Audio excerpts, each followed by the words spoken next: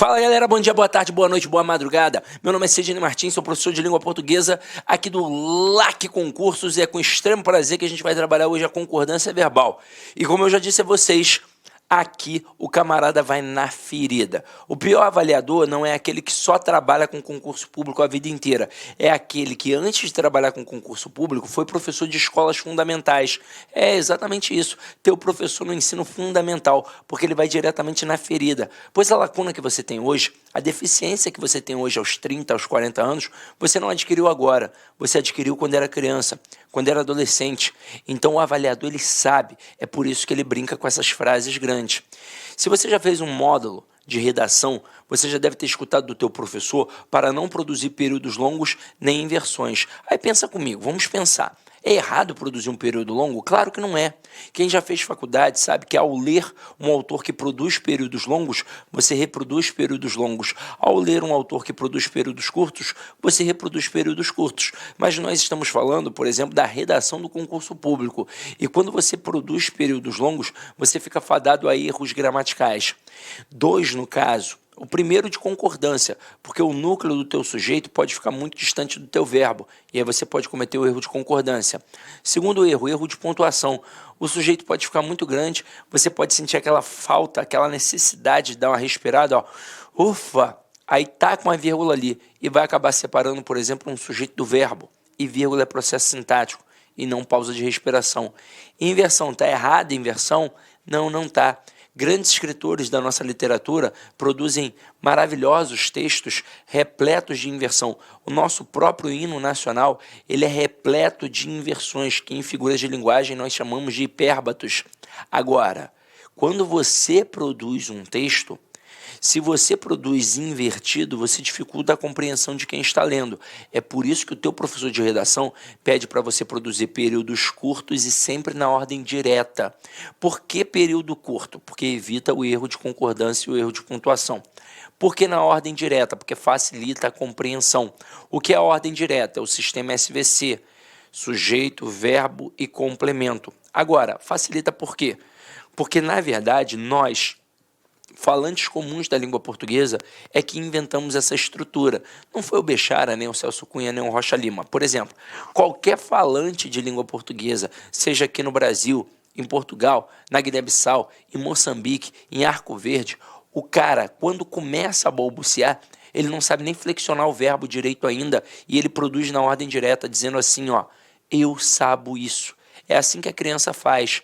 Agora, quando começa a aprender um pouco mais da nossa amada Flor do Lácio, a nossa língua portuguesa, o que qualquer pessoa começa a fazer? Começa a se aventurar. Ah, agora eu começo a fazer inversões. E é daí que o professor de redação tira esses conselhos. Mas pega agora para a prova objetiva. O que o professor de redação pede para você não fazer? Períodos longos. Aí o que o avaliador faz? Períodos longos. Porque ali haverá erros de pontuação, erros de concordância, e se o aluno não estiver ligado, ele não vai pegar.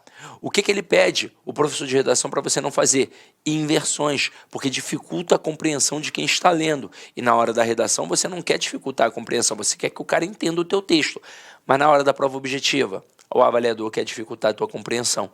É por isso que nas questões de concordância verbal, principalmente, nós temos períodos muito longos e invertidos. Qual é a dica? Qual é o bizu? Sempre procurar o verbo, achar o sujeito e ficar ligado em quem de verdade é o núcleo do sujeito. Então acompanha aqui comigo, já uma pegadinha que poderia cair na tua prova. Eu coloco assim, ó, o uso de drogas e bebidas nos cursos atrapalham os alunos. Ó, não tô fungando porque eu uso droga não, tá? É porque eu tô resfriado, tá? Agora, se liga aqui. Quando você olha para uma frase assim, num primeiro momento, você acha até que ela está correta, porque você entende a ideia transmitida e tudo escrito corretamente, então parece que está tudo muito ok. Mas para descobrir se a frase está certa ou errada de acordo com a concordância verbal, o bizu é logo achar quem? O verbo. E por quê? porque é o verbo que vai me dizer quem é o sujeito. Não dá para olhar para os substantivos e achar que ali eu vou encontrar o sujeito. Não, eu tenho que primeiro achar o verbo e perguntar a ele quem é o sujeito. Sempre perguntando quem ou que. Então, neste momento, você vai ver que o verbo se apresenta no plural. Mas como eu já disse a vocês, a minha pergunta nunca pode ser de cara no plural. Ela tem que ser no singular, porque pode ser uma pegadinha. Eu ainda não fiz a pergunta, por exemplo, não sei quem é um referente. Então, quem ou que atrapalha os alunos? O uso de drogas e bebidas. Isso tudo aqui é o meu sujeito. Agora, eu te pergunto, já que você viu a aula de tipos de sujeito, aquele sujeito ali é simples ou composto? Se você respondeu composto, você deu mole. Aqui é um sujeito simples. O núcleo é a palavra uso e não drogas e bebidas. Ué, mas por que não drogas e bebidas, Sidney? Porque está preposicionado. E eu já te mostrei que o núcleo do sujeito jamais pode ser preposicionado. É óbvio que semanticamente a palavra drogas e bebidas acabaram chamando mais a tua atenção. Mas tudo que é escrito não é escrito à toa. Sempre existe uma intencionalidade discursiva. Então, por exemplo, se a minha intenção como autor do texto fosse dizer que as drogas e as bebidas atrapalham sempre os alunos em qualquer tipo de situação nos cursos, a frase seria: drogas e bebidas nos cursos atrapalham os alunos. Eu teria um sujeito composto, o verbo ficaria de fato no plural. Para concordar com os dois núcleos, eu estaria exatamente dizendo isso, que as drogas e as bebidas nos cursos atrapalham qualquer tipo de aluno. Agora, a minha intenção não foi esta. A minha intenção foi dizer que apenas o uso atrapalha. Então aqui pode ter um monte de droga, maconha, loló, cocaína, Zirê, MD, êxtase, tudo. Aí tu vai falar assim, caraca, Sidney entende de droga, eu sou do Rio de Janeiro, irmão. Vamos lá, tô brincando, ó. Vem aqui comigo. Nesse momento, se eu usar a droga, vai me atrapalhar, obviamente. Porque o uso atrapalha. Mas e se eu não usar? Aí não vai me atrapalhar. Não vai fazer nenhuma diferença na minha vida. Então aqui quem de fato concorda com o verbo é o núcleo do sujeito. Como o núcleo se encontra no singular, o verbo vai ficar no singular.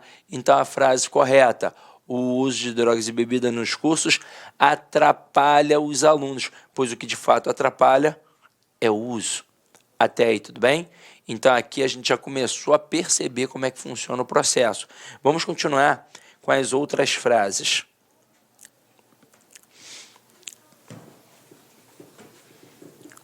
Vamos massificar um pouco mais isso, ó.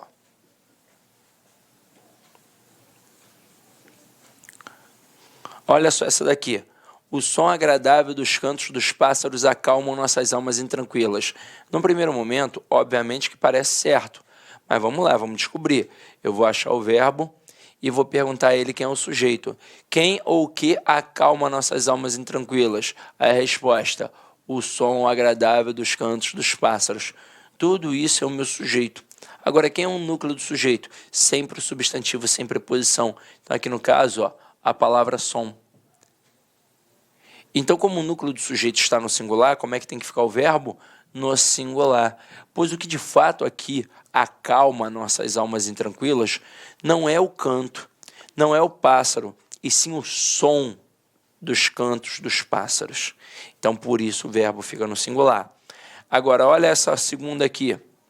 O choro das crianças das comunidades carentes nos comovem. Quem ou o que nos comove? Vamos, achei o verbo, vou perguntar a ele quem é o sujeito. A resposta: o choro das crianças das comunidades carentes. Tudo isso é o meu sujeito. Agora, quem é o núcleo do sujeito? É a palavra choro. Ah, não poderia ser crianças? Não, não, porque está preposicionado. E aqui, ó, galera, não é a criança que me comove, e sim o choro das crianças das comunidades carentes. Então, neste momento, como o núcleo se encontra no singular, o verbo também vai ficar no singular. Então, a frase correta: o choro das crianças das comunidades carentes nos comove, pois o que de fato comove é o choro. Agora, olha essa 3. Essa 3 aqui, ela é muito simples, mas ela é uma pegadinha pesada na prova, porque o cara começa com verbo. E aí, qualquer falante comum da língua portuguesa, ao começar uma frase com verbo, a tendência que ele deixa ali é uma tendência de colocar o verbo no singular. e por um motivo muito simples, ainda não apareceu o referente. Então ele tende a colocar o verbo no singular por não ter aparecido o referente. E se a frase ainda for grande e pior, for uma frase que dá para entender, aí ele não vai ver erro nenhum. E olha só o que acontece aqui. Vinha de algum lugar indefinido aqueles viajantes. Dá ou não dá para entender a ideia transmitida? Dá. Mas vamos lá, a questão de concordância, você não pode dar mole. Qual é a primeira coisa que você vai fazer? Vai achar o verbo e vai perguntar ao verbo quem é o sujeito. Quem vinha? Aqueles viajantes.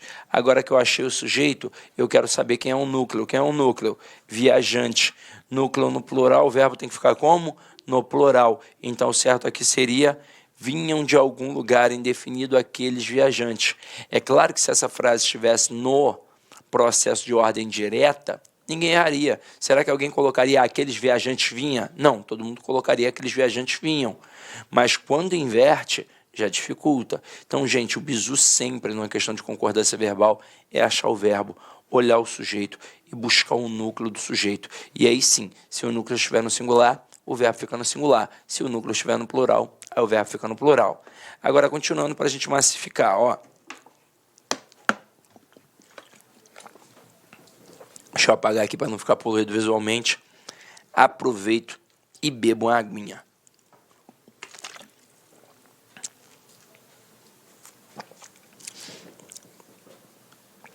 Estou me sentindo até a Gabriela Pugliese. Gabriela Pugliese malha assim, ó, com a garrafona d'água assim, bebendo, ó. Só que o meu corpo não tá igual ao da Gabriela Pugliese, né? Mas vamos lá. Aqui, ó. Ocorreu mudanças significativas durante o processo eleitoral. Que tipo de candidato ainda confunde isso? O cara que acha que o verbo haver, o verbo existir, ocorrer ou acontecer são impessoais. Mas você já viu na aula de tipos de sujeito o verbo haver no sentido de existir, ocorrer e acontecer é impessoal. Ele obrigatoriamente fica no singular. Agora, o verbo existir, ocorrer e acontecer, estes verbos, eles são pessoais. Então, aqui, ó, o que ocorreu? Mudanças significativas. Núcleo, mudanças. Então, tem que ser ocorreram mudanças significativas durante o processo eleitoral. Na próxima, o homem humilde tem certas necessidades que as pessoas abastadas não têm. Galera, verbos ter e vir são verbos muito presentes nas provas de concursos públicos, até porque eles são fronteiriços entre a concordância verbal e a acentuação. Na verdade, é mais concordância verbal do que qualquer outra coisa, porque aqui vai entrar o acento circunflexo, que é um acento diferencial para marcar a pluralização na língua portuguesa. Pluralização. Então eu coloco assim, ó. O homem tem problemas. E os homens têm problemas. Observe o que acontece na primeira frase. Eu quero saber quem é o sujeito. Eu pergunto para quem? Eu pergunto para o verbo. Então, aqui, ó, o verbo. Quem é que tem problemas? O homem. Isso tudo é o meu sujeito. Agora, quem é o núcleo? Homem. Núcleo no singular, verbo no singular. Então, tudo ok. Agora, na segunda frase. Quem é que tem problemas? Os homens. Isso tudo é o meu sujeito. Agora, quem é o núcleo? Homens. Núcleo no plural, verbo tem que ficar como? No plural. E eu não posso deixar um verbo no plural igual um verbo no singular. Tem que ter alguma coisa para diferenciar. E o que vai ser? O acento circunflexo. Então, galera, na língua portuguesa, o acento circunflexo sempre vai ser a marca da pluralização. Detalhe, isso serve tanto para os verbos ter e vir, como também para os seus derivados, como manter, entreter, provir, intervir e por aí vai. Agora, por que isso é perigoso? Porque na hora que você lê em voz alta, por exemplo, você sequer chega a perceber a diferença, porque a grafia é igual e a pronúncia é igual. Então, o bizu que eu te dou está fazendo questão de concordância verbal, achou ali verbos ter, ouvir, ou então um derivado, olha logo para ver quem é o núcleo do sujeito. Esse acento circunflexo aqui, só se o núcleo estiver no plural. Então, volta aqui para a frase, ó.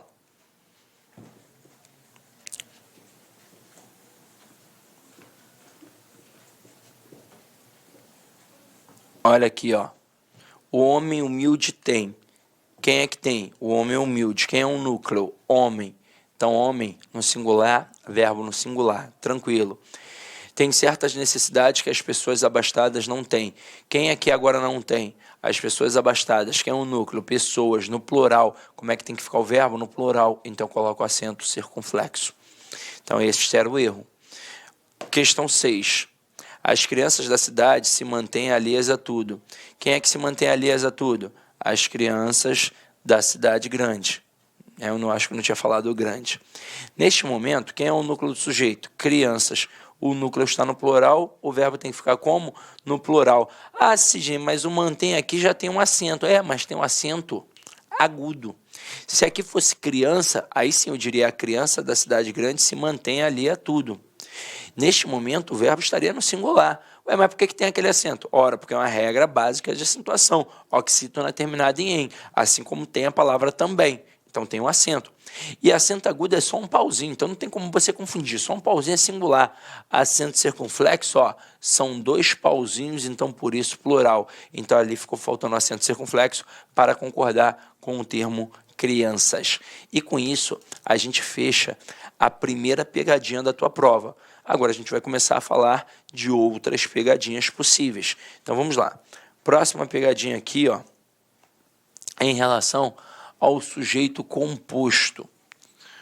Existe a possibilidade de nós termos aqui 2 tipos de concordância. E vamos trabalhar isso agora com calma, ó. Preste atenção no que eu vou te falar.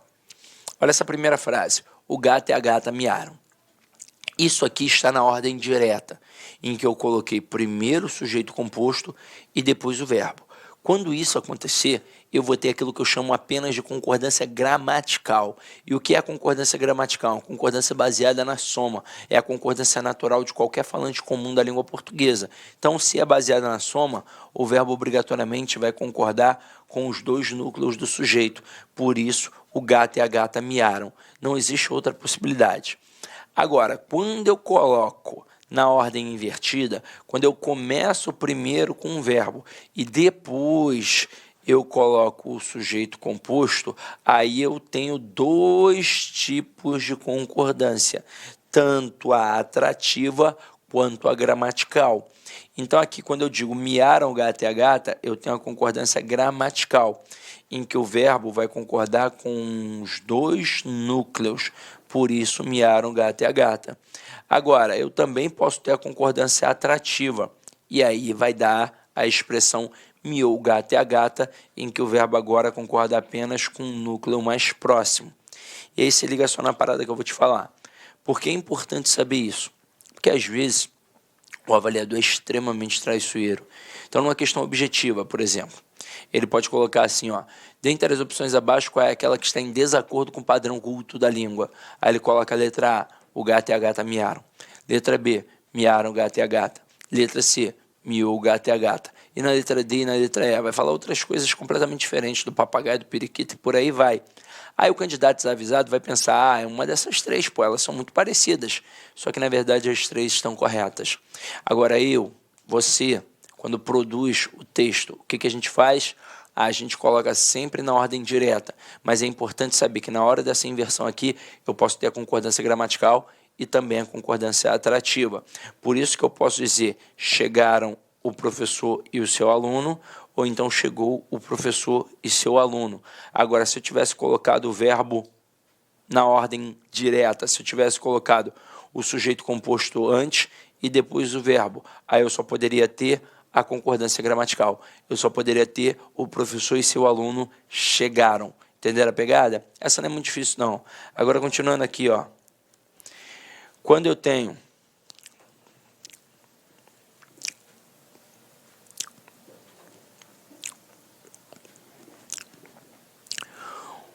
um sujeito composto ligado pelo conectivo ou, eu vou ali, na verdade, avaliar dois aspectos semânticos, o da exclusão e o da simultaneidade. O que seria a exclusão? Eu tenho aqui um grupo. Eu retiro o camarada do grupo. Isso é uma exclusão. Agora, simultaneidade é quando todos do grupo realizam aquela função.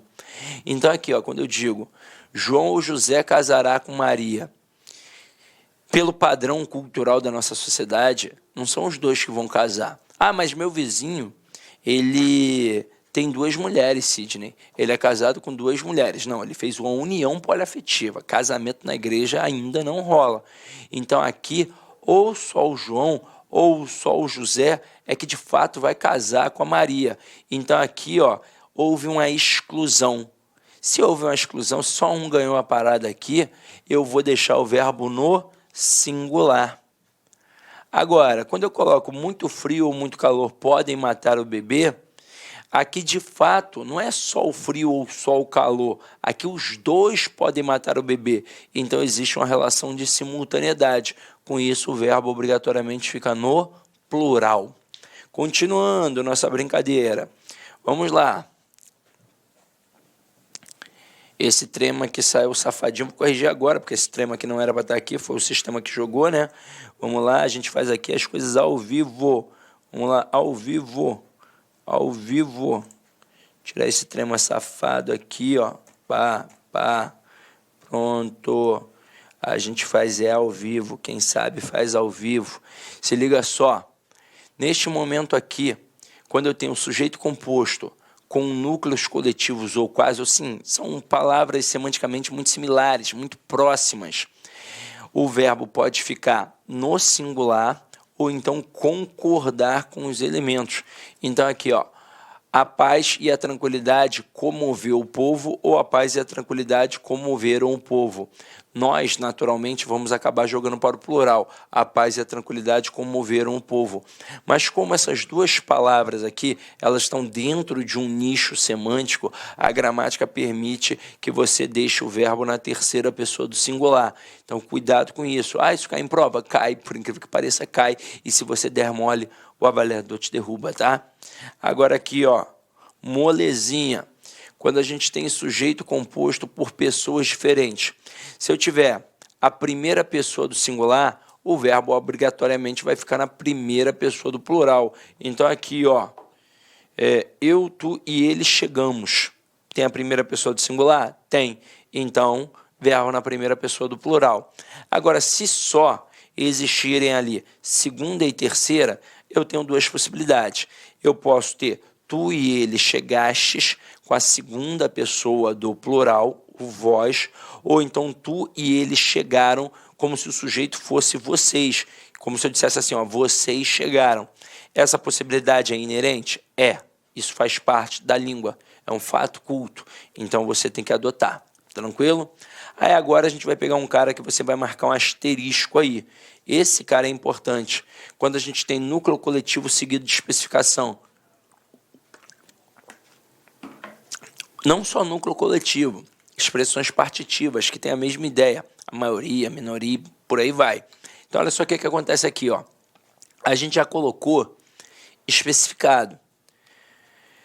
Vou colocar frases 1 e 2. Na frase 1, um grupo de estudantes se aproximou. Quem é o sujeito? Um grupo de estudantes.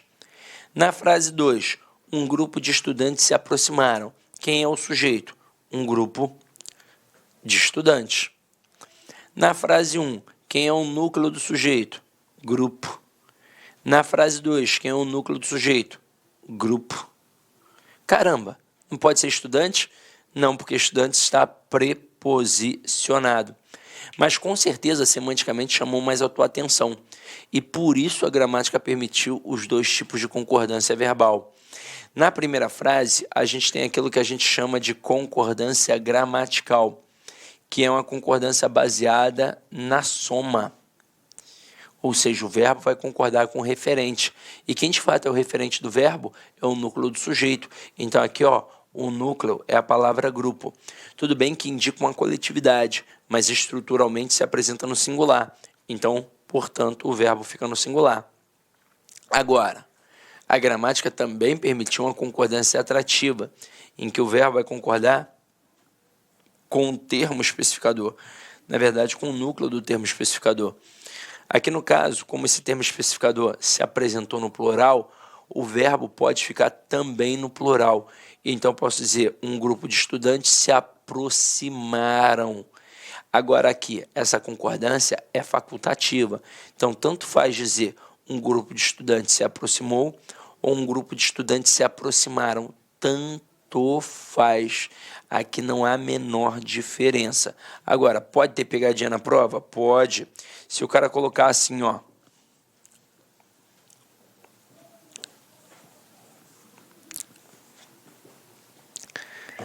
A maioria do povo passarão. Certo ou errado? Errado. Mas, Cisne, eu aprendi que essas expressões partitivas, quando são especificadas, o verbo pode ficar tanto no singular quanto no plural. Não. Você pode ter dois tipos de concordância. E aí o verbo pode concordar com o núcleo do sujeito ou então com o termo especificador. Como aqui o termo especificador se apresentou no singular, o verbo só pode ficar no singular. Porque, olha só, o verbo pode concordar tanto com o núcleo quanto com o termo especificador. Tudo bem que maioria e povo indicam coletividade, mas estruturalmente se apresentam no singular. Então, aqui eu só posso ter a maioria do povo passará. E em que tipo de situação eu poderia ter aí, então, Sidney, o verbo no plural, se eu tivesse colocado a maioria dos alunos? Aí, se eu tivesse colocado a maioria dos alunos, eu teria dois tipos de concordância. Uma concordando com maioria e outra concordando com alunos. Então, eu poderia ter a maioria dos alunos passará, ou então a maioria dos alunos passarão. Agora, e se o avaliador estender a questão e perguntar a função sintática desses especificadores? Sempre, eu disse sempre, vai ser adjunto adnominal. Sempre, sempre, sempre, sempre, sempre, tá? Então, anota aí. E agora a gente vai para o próximo, ó. O próximo tem a ver com pronomes de tratamento. Mas isso aqui é molezinha, né, galera? Vamos lá, ó. Com os pronomes de tratamento, Vossa Excelência, Sua Excelência, o verbo vai ficar sempre na terceira pessoa do singular. Então, ó, Sua Excelência aceita bem suas próprias limitações, Vossa Excelência aceita bem suas próprias limitações. Eu não tenho como jogar para o plural um termo que eu nem vario. Então, beleza? Então, vamos lá. Agora aqui, ó, nomes próprios pluralizados. Isso cai, por incrível que pareça, bastante em prova. E para a nossa sorte, sempre com o nome Estados Unidos, o que é um facilitador.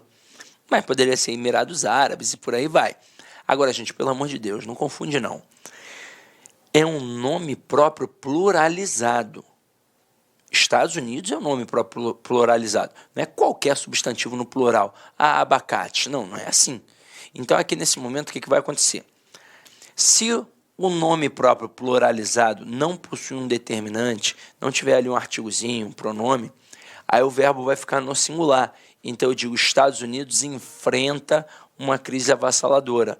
Agora, se o nome próprio pluralizado estiver com um determinante, no caso aqui com um artigozinho, aí o verbo vai variar. Então, ó, Estados Unidos enfrenta e os Estados Unidos enfrentam. Na prova, obviamente, o que ele vai tentar fazer contigo? Ele vai tentar fazer assim, ó. Estados Unidos enfrentam uma crise avassaladora.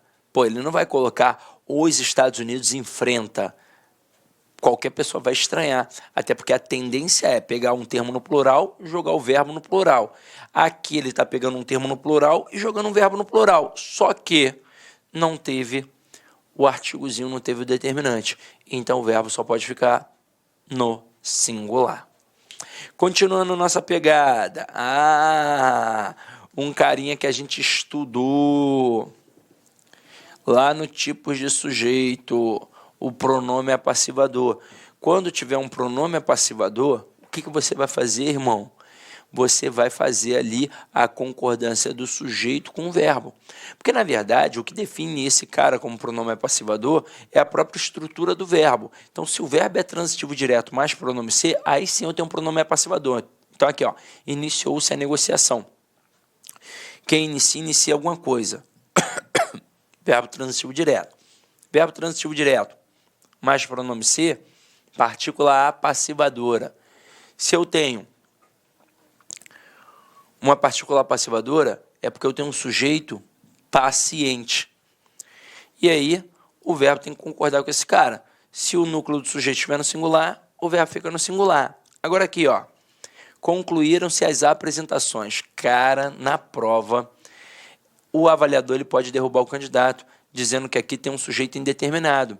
Porque aí o candidato vai pensar assim, concluíram, que alguém concluiu, eu sei, mas quem foi que concluiu? Não, cuidado, ó.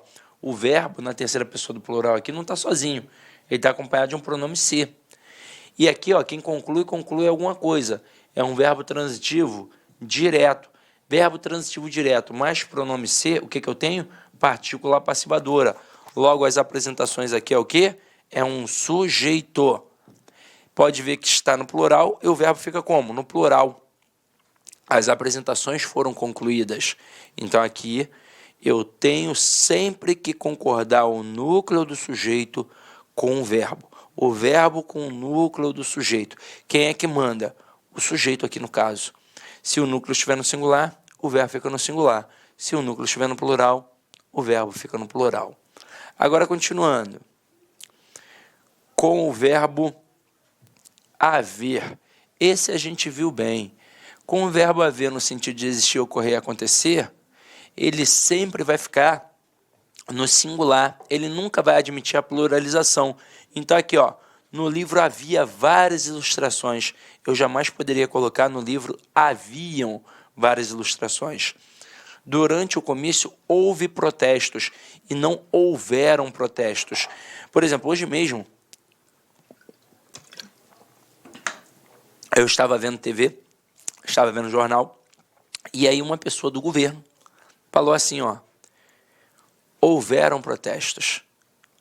Ninguém pegou no pé dele, não. Ninguém pegou no pé dele, não.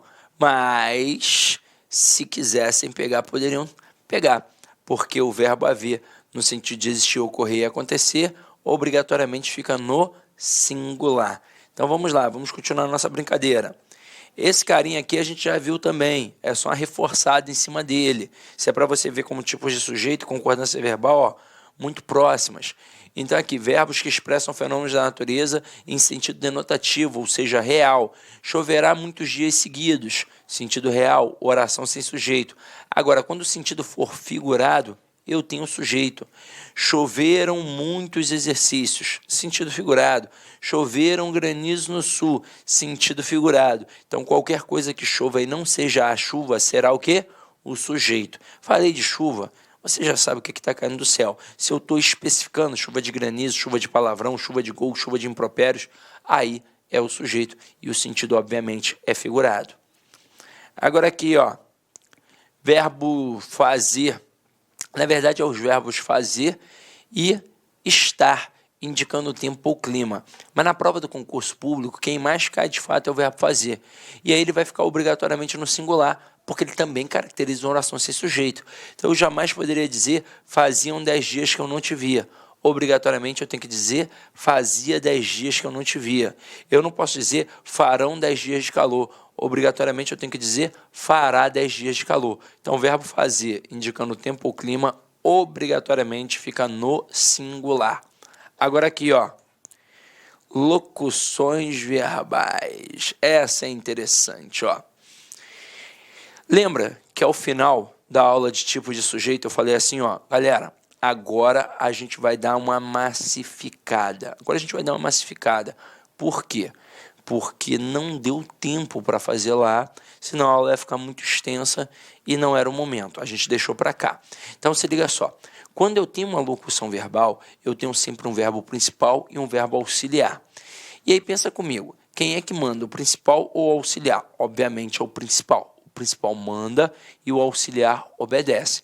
Mas o principal ele predica. Ele vai dizer, por exemplo, se tem ou não tem sujeito à sentença. Agora, se tiver sujeito, quem é que vai concordar? É o auxiliar. Detalhe, podendo ter ali uma preposição no meio que é facultativa. Por isso aqui, ó, pá, a gente tacou entre parênteses. Então, observem aqui as estruturas. Vai ou vão haver dúvidas. Neste momento, quem é o verbo principal? É o verbo haver. E para você nunca errar, gente, na locução verbal, o primeiro verbinho, a gente escreve da esquerda para a direita. O primeiro verbinho, ele é sempre auxiliar. O segundo é o principal. E esse segundo, que é principal, ele sempre aparecerá através de uma estrutura nominal do verbo, que é o particípio, com terminação em R, gerúndio, com aquela terminação em NDO, e o particípio com aquela terminação em AD e IDO. Então aqui, quem é o verbo principal? O verbo haver. E o verbo haver está empregado no sentido de existir.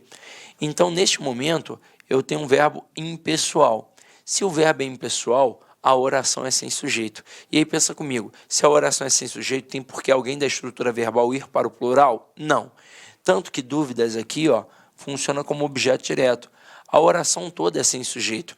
Toda a oração é apenas um predicado. Mas vamos lá. Se o verbo principal é impessoal, como é que vai ficar o auxiliar? No singular. Então aqui o certo seria vai haver dúvidas. Agora, há ou hão de haver esperanças. Galera, mesma coisa. O verbo haver aqui é o verbo principal. Se ele é um verbo impessoal e esperanças aqui é um objeto direto, tudo na estrutura verbal ficará no singular. Então, ó, se o verbo principal for impessoal, o auxiliar fica no singular. Então, certo, ó, há de haver esperanças. Agora, olha a outra. Vai ou vão existir dúvidas? Opa!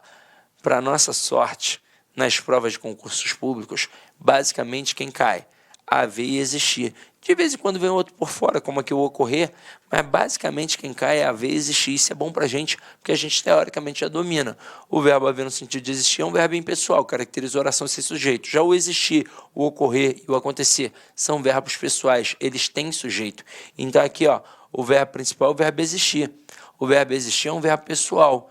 Tanto que agora, ó, dúvidas passa a ser o quê? Sujeito.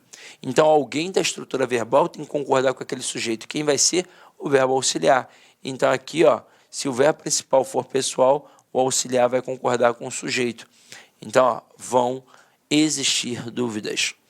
Agora, Inicialmente, eu quero pedir licença aos seus estudos, pois interrompi, mas esse vídeo é um vídeo demonstrativo do nosso curso completo, ponto a ponto, 100% focado no concurso de Astolfo Dutra do município para o cargo de para o cargo especificamente de guarda municipal. Tá certo? Cara, vem estudar com a gente. Essa aula é uma aula demonstrativa. Nós colocamos aí apenas 150 vídeos. Nós temos muito mais vídeos, eu tenho certeza, mas certeza absoluta, se você cumprir a nossa metodologia, o nosso personal coach, aqui na Lá Concurso você vai ter uma metodologia chamada Personal Coach. Personal significa pessoal e coach significa treinador. É o estudo em regime de metas. Isso é só aqui na Lá Concursos e eu tenho certeza que você ficará super satisfeito. E para você aí do município, promoção, investimento apenas R$ 100. R$ 100, é isso mesmo. O que você faz com R$ 100? Professor, parcela em 10 vezes sem juros ainda, esses R$ 100. Então vem estudar conosco aqui da LAC Concursos. Forte abraço, espero vocês. Tchau, tchau. Clique lá.